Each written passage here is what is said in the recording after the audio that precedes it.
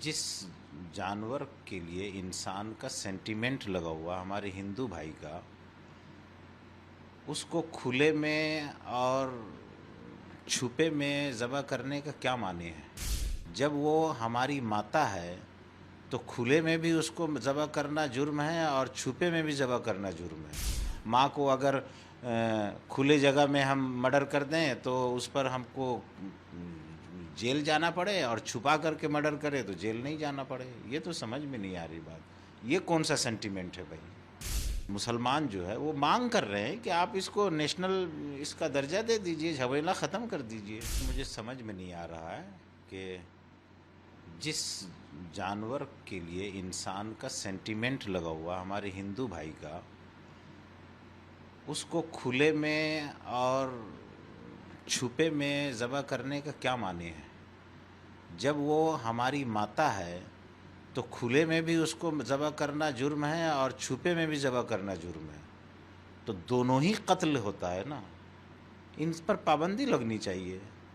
ये कौन सा खेल हो गया कि भाई माँ को अगर खुले जगह में हम मर्डर कर दें तो उस पर हमको जेल जाना पड़े, और छुपा करके मर्डर करे तो जेल नहीं जाना पड़े। ये तो समझ में नहीं आ रही बात। ये कौन सा सेंटिमेंट है भाई। इससे तो ऐसा लगता है कि इसको लेकर के सिर्फ सियासत हो रहा है, इसका परमानेंट कोई हल नहीं निकाला जा रहा है।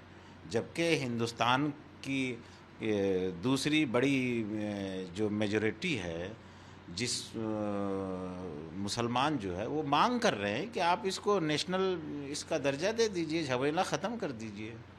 फिर ये सब कौन सी बात होगी, छुपे में और खुले में ज़बह करने का। ये समझ में नहीं आता है। अभी अगर बंगाल की बात करें तो कुर्बानी को लेकर जैसे देखा गया मामला हाई कोर्ट तक चला गया है। मुस्लिम समुदाय का एक पक्ष पीआईएल किया है, जिसमें उनका कहना है कि गाय को या फिर कुर्बानी को जायज़ रखा जाए। हालांकि कोर्ट ने पीआईएल में ये खारिज करते हुए कह दिया कि ईद का हिस्सा गाय नहीं होना चाहिए। देखिए, जो भी हो, हमने पहले भी कहा है आपके माध्यम से, आज भी कह रहे हैं कि जो गाय को लेकर के जो है ना, इतना पॉलिटिक्स नहीं होना चाहिए। इसको लेकर के सीधा इसका नेशनल पशु का दर्जा दे करके मामला ख़त्म कीजिए। तमाम ख़रीद फ़रोख्त, एक्सपोर्ट इंपोर्ट सब बंद कीजिए। ये सब क्या करने का है। अभी अगर कुर्बानी की बात करें तो हुमायूं कबीर बोलिए या फिर सिद्दीकुल्ला चौधरी बोलिए या और भी मुसलमान समुदाय के लोग हैं जिनका ये कहना है कि कुर्बानी तो होकर रहेगी, ये हमारी पुरानी प्रथा है, इसे बंद नहीं किया जाए, सरकार चाहे कुछ। देखिए, हम किसी के बात पर टिप्पणी करना नहीं चाहते हैं। हमारे यहाँ पश्चिम बंगाल में जो 1950 के कानून को लागू किया गया है, हम भी कह रहे हैं कुर्बानी हम क्यों नहीं करेंगे, लेकिन हम कुर्बानी करेंगे जिस जानवर को मना किया गया उसको नहीं करेंगे। हमारे हिंदू भाई का सेंटिमेंट उससे जुड़ा हुआ है तो हम नहीं करेंगे। हम बकरा खसी कुर्बानी करेंगे। कुर्बानी मना नहीं है, एक जानवर को मना किया जा रहा है कि इस जानवर को नहीं करना है तो नहीं करेंगे, कोई बात नहीं। तो आपको लगता है ऐसा कि जो ये बोल रहे हैं कि कुर्बानी होगी, गाय की भी होगी, ऊँट की भी होगी या जिसकी भी होगी, वो एक जिद है? देखिए, कौन क्या बोल रहे हैं, हमको उस पर हमको किसी ये कुछ नहीं बोलना है। हम अपनी बात कर रहे हैं कि हमारे पश्चिम बंगाल में जो कानून लागू किया गया है वो उसके हिसाब से हम कोई भी इलीगल काम नहीं करेंगे।